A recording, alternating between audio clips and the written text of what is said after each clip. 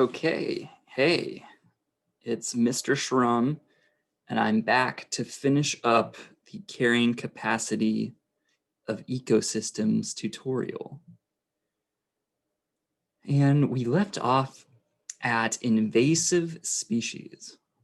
And if you remember from the warm-up, invasive species are organisms that are not native to the location where they live. They often have few natural predators, allowing them to quickly spread and harm the environment and native species. Um, they affect populations of native species in several ways, actually. One is through predation. An invasive species can reduce the population or even drive it to extinction by feeding on the native species. The native species is actually helpless as it doesn't have any defenses against this new intruder. Another way that invasive species affect native species is through competition for resources.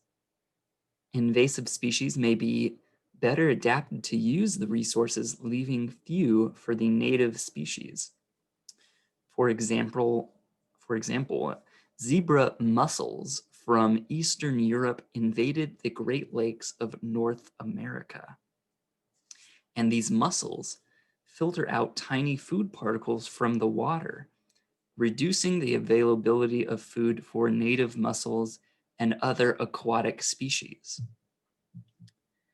In the picture, we see invasive water hyacinths clogging a lake, preventing other aquatic plants from growing. If they're taking up all the sunlight on the water, other plants are not able to grow.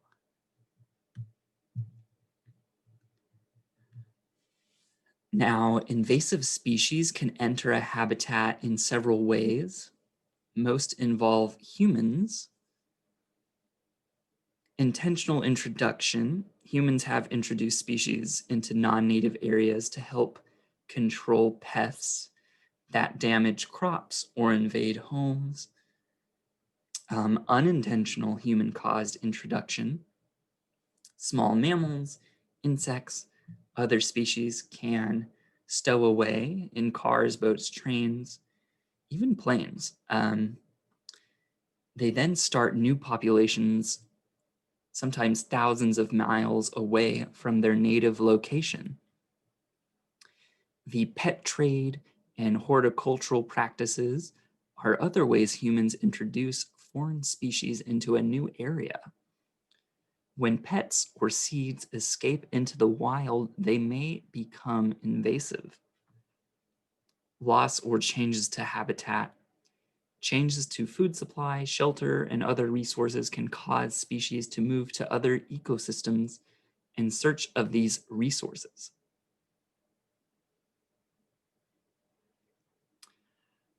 Brought to Florida as pets, Burmese pythons have escaped into the Everglades, threatening local wildlife through predation.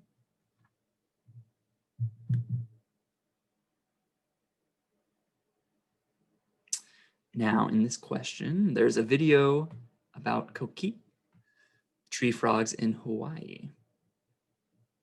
And then it asks you two questions.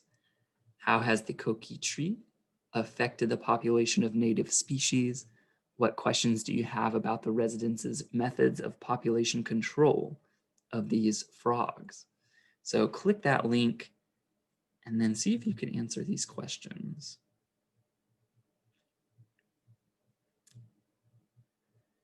And I'll show you the sample answers right here.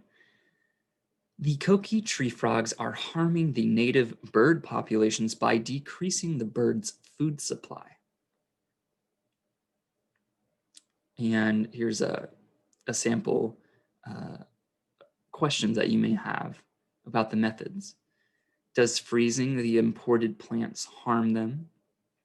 Does caffeine have a harmful effect on the birds, other animals, or native plants in the region?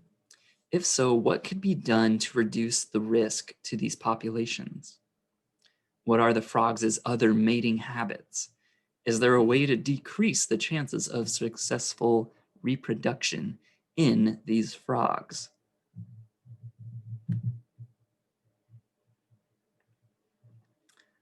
Careers in science, systems ecologist.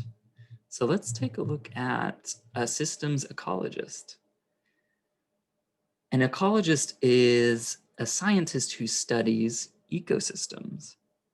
Some ecologists focus on specific areas of the ecosystem, such as population changes or relationships of organisms. Systems ecologists look at the big picture. They study the entire ecosystem and how the system as a whole reacts to change.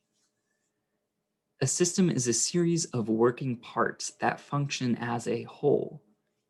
Changes to an ecosystem that affect its health and function are called stressors. When one part of the system changes, it can affect the entire system. System ecologists evaluate the stressors and determine how they affect the ecosystem. Ecologists then theorize how changes will affect the balance of ecosystems as a whole. System ecologists are especially concerned with how human activity affects ecosystems. To understand the bigger picture, system ecologists must work with other types of scientists to gather information. Here are just a few. Population ecologists who research and provide information on changes within a species' population. Ecological economists who research the interdependence of human economies and natural systems. Earth scientists who provide information on the geological and climatic conditions of ecosystems. Conservation ecologists who develop solutions to preserve species' habitats and populations. So here we have another lesson activity. This one links to an article about lichens, are an early warning system for forest health. And it asks you, explain why the forest ecosystem is a system. Use examples from that article to support your explanation. Why are the research findings in this article important to a systems ecologist who is researching this forest? Remember how systems ecologists look at parts of the whole and the bigger picture overall. Give one example of how the testing of Platysmatia glauca could benefit future ecological research of this forest. Okay, so read that article and check your answers.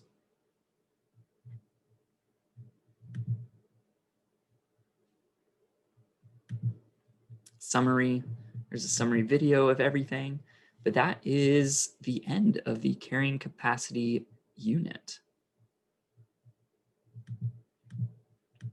And with that,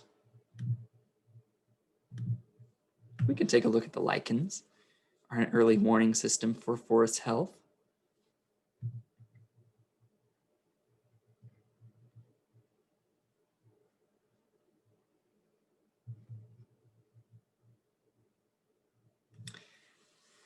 Ecologist Linda Geiser works her way through thick undergrowth on the steep hills of the Bull Run watershed just outside of Portland, Oregon.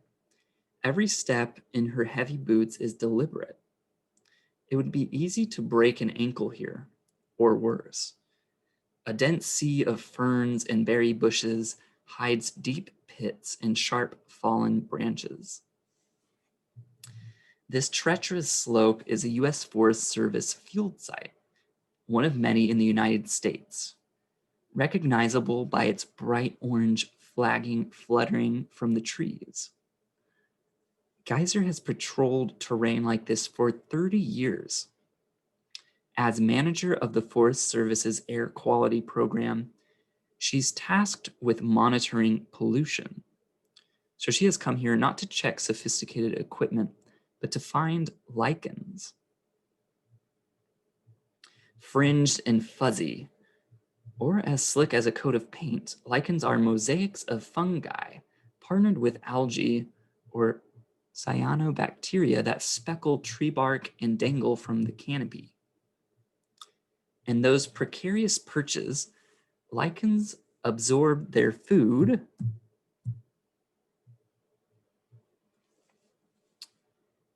from fog, wind, and rain.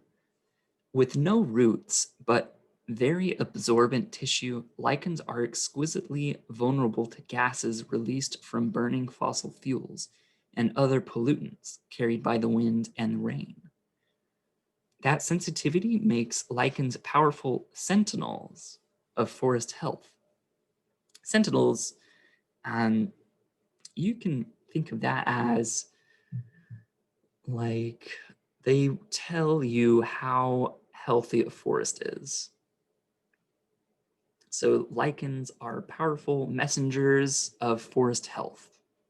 That's another way of looking at it. Where there is pollution, there is a predictable effect on lichens. Rare and delicate lichen species that are highly specialized to their habitat are some of the first to die out as air quality falls.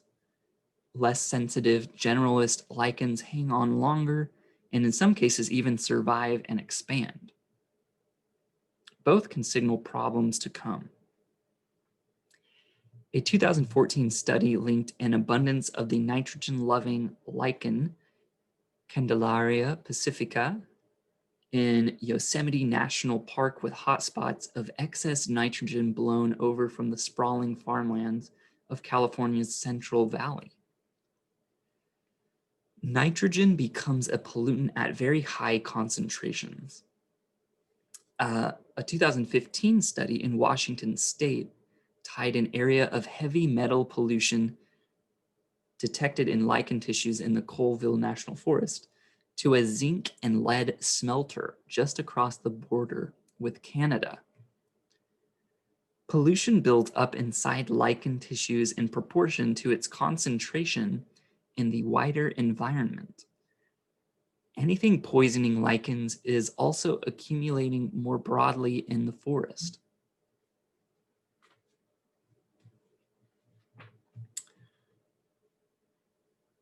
Lichens and other supersensitive species begin to shift first, but the same contaminants may hit hardier plants and animals next.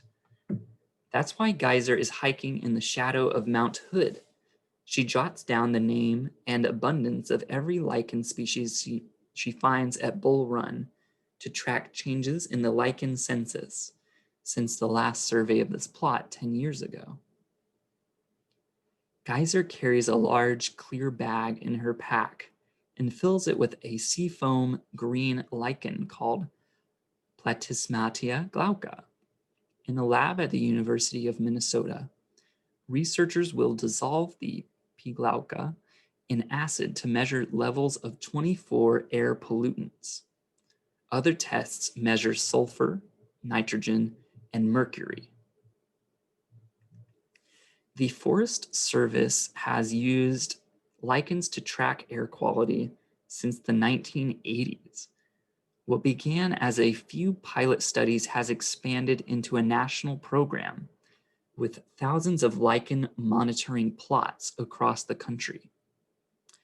The information collected at those sites is cataloged in a database used by the Forest Service to track changes in lichen landscape. Until now, that database has not been publicly available, but in 2017, it will be released along with an atlas of lichen distributions nationwide, so anyone can track this early warning system. The timing is good because while these fungal melanges may have been counted on as air monitors for decades, They have now also begun to show their worth as sentinels of climate change in the lower 48 states and increasingly in the Arctic. Environmental watchdogs. Far from the range-rent forest of the Pacific Northwest on the gray streets of 1860s Paris, a botanist named William Nylander noticed a peculiar pattern. More lichen species grew in the oasis of the Luxembourg Garden than anywhere else in the city. The park was less polluted than the rest of Paris. Nylander inferred a connection. Better air quality meant higher lichen diversity. Proof that lichens respond to air quality came about a century later. Studies in the 1950s found that lichen diversity fell as sulfur dioxide rose.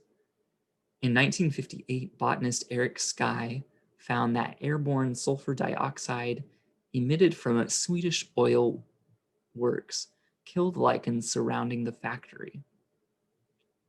The sulfur dioxide acidified the lichen cells, disrupting metabolism and photosynthesis.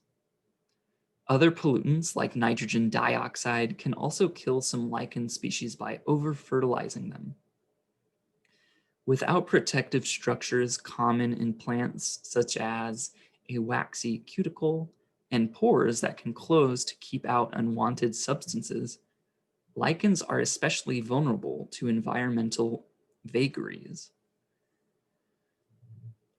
By the 1980s, most large cities in Central Europe monitored lichens to track air quality, says biologist Christoph Scheidegger. If the Christoph Scheidegger of the Swiss Federal Institute for Forest, Snow, and Landscape Research in Bermensdorf. What's appealing, he says, is the tight relationship between lichen diversity and pollution levels.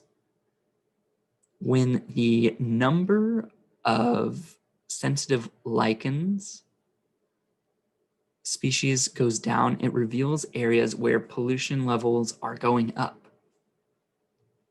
In the United States, lichens help the Forest Service and National Park Service set pollution targets and identify areas where those targets are being exceeded. Those agencies don't have the authority to set pollution laws. Instead, they make recommendations to state governments and the US Environmental Protection Agency on the amount of pollution an ecosystem can withstand before falling into decline.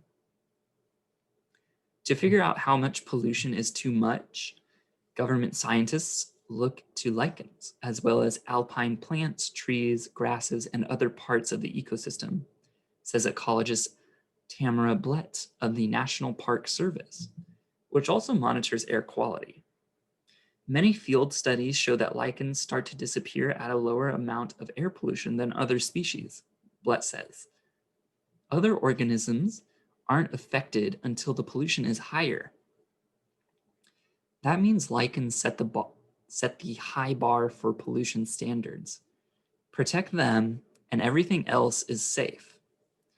Once pollution thresholds are established, US scientists can use lichens to identify hotspots that exceed recommended limits. It works like this. Scientists like Geyser hike into forest field sites to collect lichen tissues and survey the number and abundance of lichen species. In the lab, the tissues are analyzed for concentrations of nitrogen, sulfur, and other potential pollutants.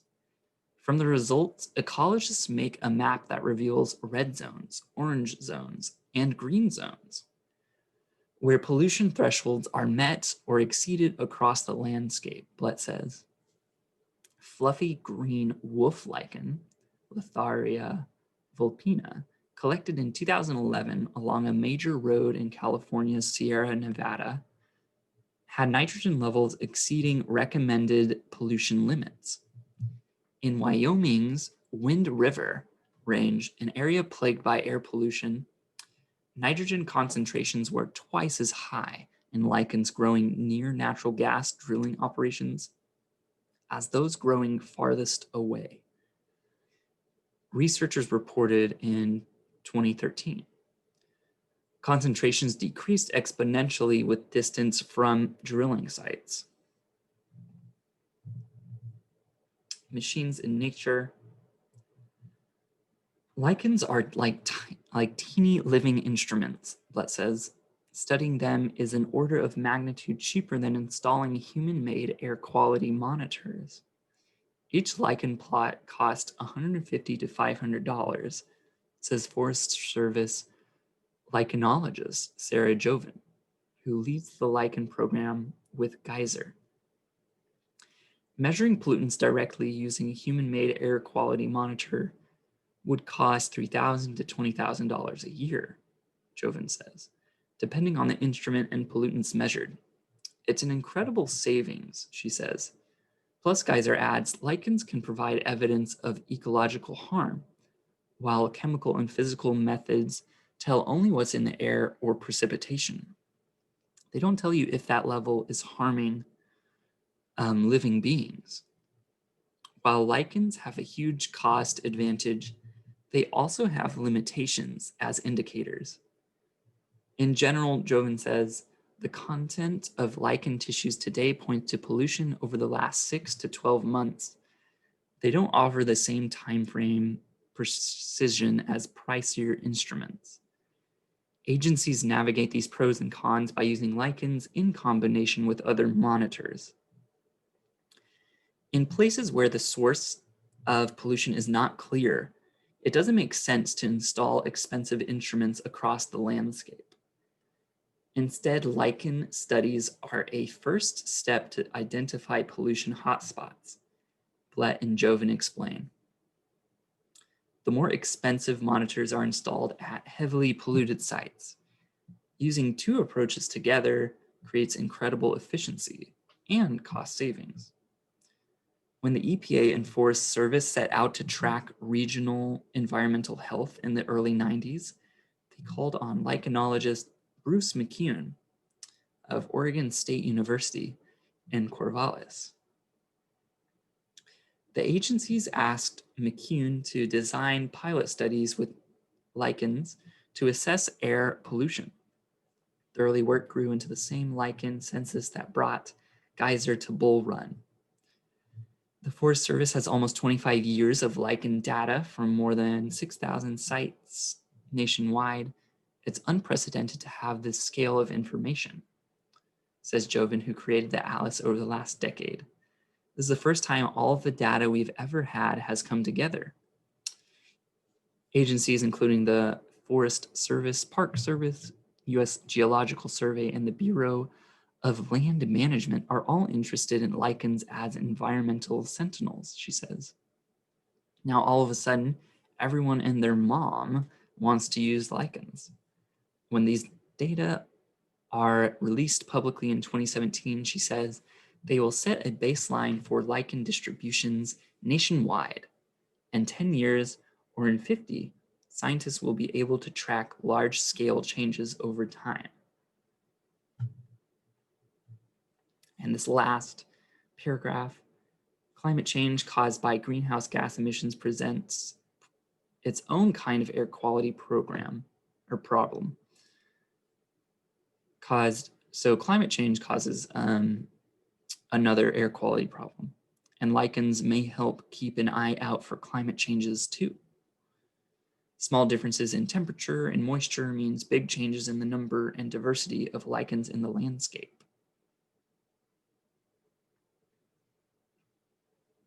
And I have to go to my other class now, but that last paragraph is mostly about how lichens can give an insight into climate changes. In the meantime, the lichens of the Northwest that Geyser walks among will keep growing and changing in step with the changing planet. They'll breathe in the mountain air and soak up water as it drips down the trees. These and other lichens will stand as a beacon of what's to come. So looking to lichen can help us understand the health of an ecosystem. And I will leave you with that. I hope this was helpful, and I will see you next time.